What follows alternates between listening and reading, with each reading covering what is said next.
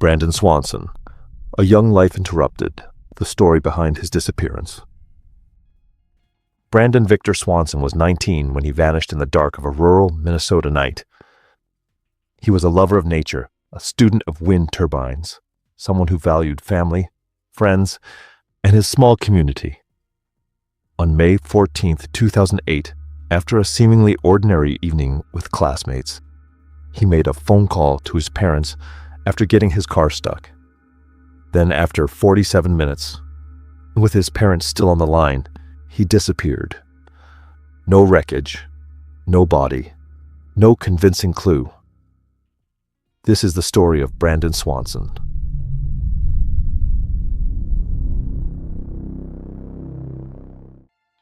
Brandon was born on January 30th, 1989 in Marshall, Minnesota. Growing up in Lyon County, he graduated from Marshall High School in 2007. Smart, curious, quiet, but friendly. Those who knew him say he had a strong work ethic and a gentle manner. His studies: wind turbines. He was enrolled at Minnesota West Community and Technical College in the Canby campus. He believed in renewable energy, in small towns, and in learning through hands-on experience. When spring 2008 ended, like many students, he celebrated. Classes at Minnesota West finished on May 13th. Brandon stayed in Canby for the evening, spending time with friends. They say he had been drinking, but not to excess. He was lucid. The mood was light. He didn't leave the party thinking anything unusual would happen. That night after midnight, Brandon got behind the wheel of his 1998 Chevrolet Lumino and began the 30-mile drive back home to Marshall. Somewhere along that stretch of highway in southwestern Minnesota, near the small towns of Canby and Lind, he veered off the road and into a ditch. He called his parents and told them he wasn't hurt, just stuck. He believed he was near Lind, a small town that he was familiar with, and asked them to come pick him up. As his parents drove through the dark roads searching for him, they stayed on the line. A call that would last 47 minutes.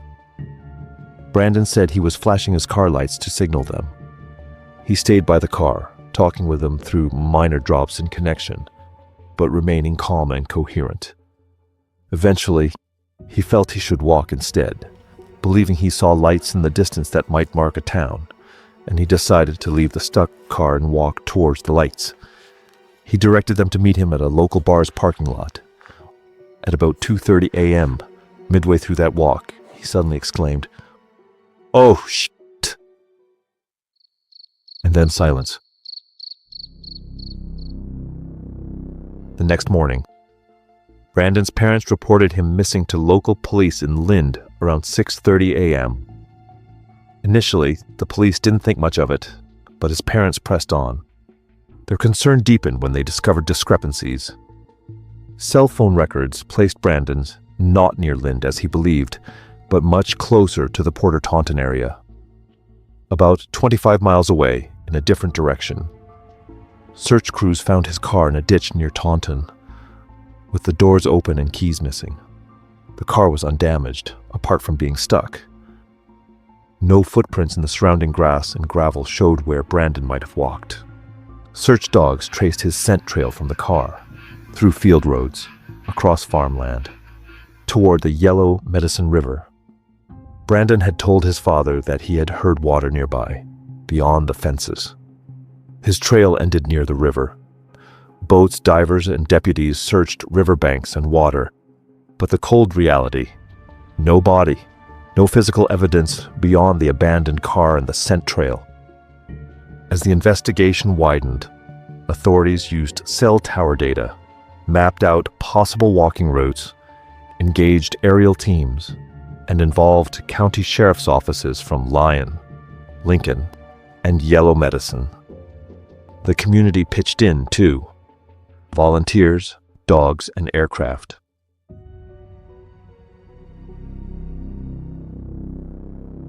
After the initial flurry of activity, ground searches continued. Sheriff Jack Vizecki took daily walks along a 2-mile stretch of the river for 30 days. Fields were harvested, then searched again when possible. Searches resumed every spring and fall between planting seasons, and often when snow melted before the fields were planted. By 2011, over 122 square miles had been covered. Hundreds of tips poured in through a tip line established by the Minnesota Bureau of Criminal Apprehension in 2010. By 2015, there were about 90 leads, but no answers. Brandon's parents, especially his mother Annette, kept vigil. They kept a porch light on every night, a symbol of hope. Even years later, they would search personally, checking underbrush, checking riverbanks. In those years, the scent of human remains reportedly pulled search dogs into areas northwest of Porter, across terrain that had not been thoroughly searched earlier. But each time, nothing definitive turned up. Meanwhile, even in law and policy, Brandon's disappearance had an impact. In 2009, the Minnesota legislature passed Brandon's Law, which requires the law enforcement to treat missing adult persons more swiftly, with more prompt investigation when anyone is reported missing, especially under potentially dangerous circumstances. So what might have happened to Brandon Swanson? Over the years, several theories have been put forward.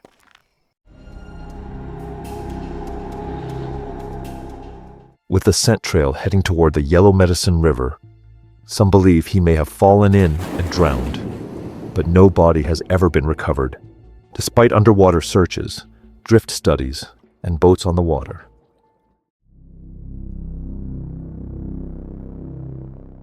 Night, rural terrain, cold temperatures. If he walked off the path, got lost, or was slowed by obstacles, he might have succumbed to exposure. Again, nothing definitive.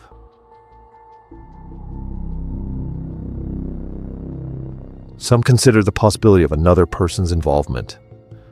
Perhaps someone encountered him, but there's no solid evidence of struggle, no reported sightings, no witnesses beyond what was heard on the call and the scent trail.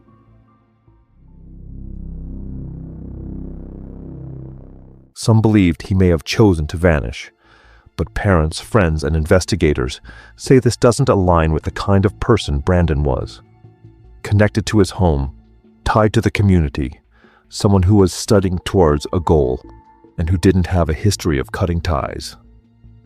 As these theories swirl, the haunting questions remain.